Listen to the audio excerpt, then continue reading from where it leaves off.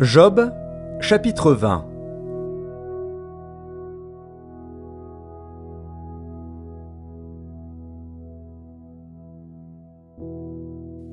Tsophar de Naama prit la parole et dit : « Mes pensées me forcent à répondre, et mon agitation ne peut se contenir. J'ai entendu des reproches qui m'outragent. Le souffle de mon intelligence donnera la réplique. Ne sais-tu pas que, de tout temps, depuis que l'homme a été placé sur la terre, le triomphe des méchants a été court, et la joie de l'impie momentanée ?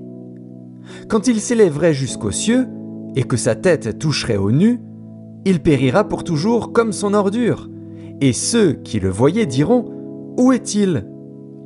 Il s'envolera comme un songe, et on ne le trouvera plus. Il disparaîtra comme une vision nocturne. L'œil qui le regardait ne le regardera plus. Le lieu qu'il habitait ne l'apercevra plus. Ses fils seront assaillis par les pauvres, et ses mains restitueront ce qu'il a pris par violence. La vigueur de la jeunesse, qui remplissait ses membres, aura sa couche avec lui dans la poussière. Le mal était doux à sa bouche, il le cachait sous sa langue. Il le savourait sans l'abandonner. Il le retenait au milieu de son palais. Mais sa nourriture se transformera dans ses entrailles, elle deviendra dans son corps un venin d'aspic. Il a englouti des richesses, il les vomira. Dieu les chassera de son ventre.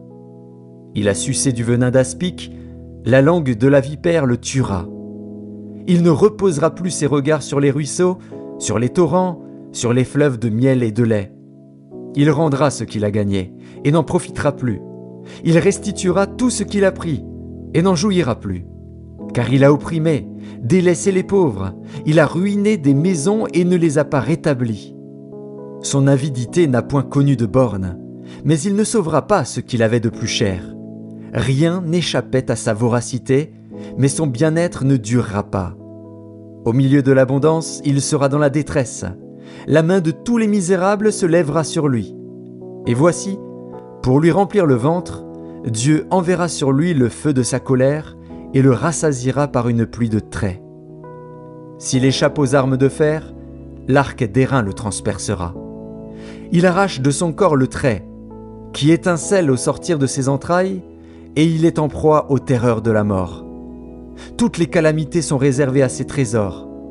Il sera consumé par un feu que n'allumera point l'homme, et ce qui restera dans sa tente en deviendra la pâture. Les cieux dévoileront son iniquité, et la terre s'élèvera contre lui. Les revenus de sa maison seront emportés, ils disparaîtront au jour de la colère de Dieu. Telle est la part que Dieu réserve aux méchants, tel est l'héritage que Dieu lui destine.